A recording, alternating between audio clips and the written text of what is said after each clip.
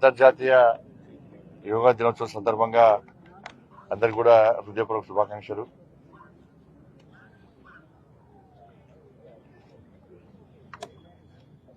June 21ని ఐక్యరాజ్య సమితి అంతర్జాతీయ యోగా దినోత్సవంగా ప్రకటించిన విషయం అందరూ తెలిసిందే. ఆ రోజు 2014లో నరేంద్ర మోడీ గారి యొక్క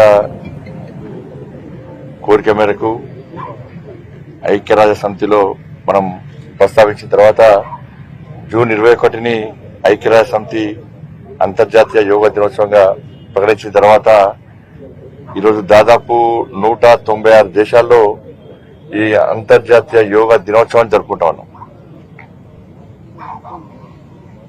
శారీరక, మానసిక, ఆధ్యాత్మిక ప్రయోజనాలు పొందాలంటే యోగా తప్పనిసరి అని చెప్పి సమాజంలో ఒక అవగాహనకు వచ్చింది. ప్రతిరోజు ఉదయము యోగా చేసిన తర్వాతనే బయటికి వెళ్ళాలని చెప్పి ఒక వాతావరణం దేశంలో సమాజంలో నిర్మాణమైంది.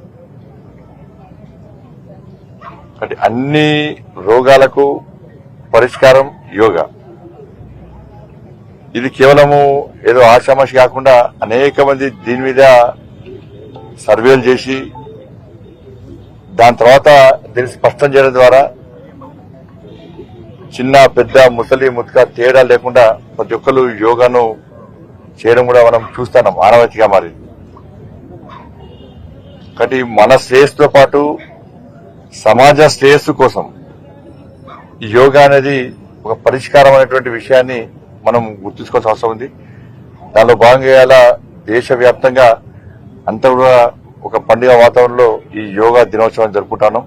ప్రతి ఒక్కరు కూడా ఈ అంతర్జాతీయ యోగా దినోత్సవం సందర్భంగా హృదయపూర్వక శుభాకాంక్షలు తెలియజేస్తాను.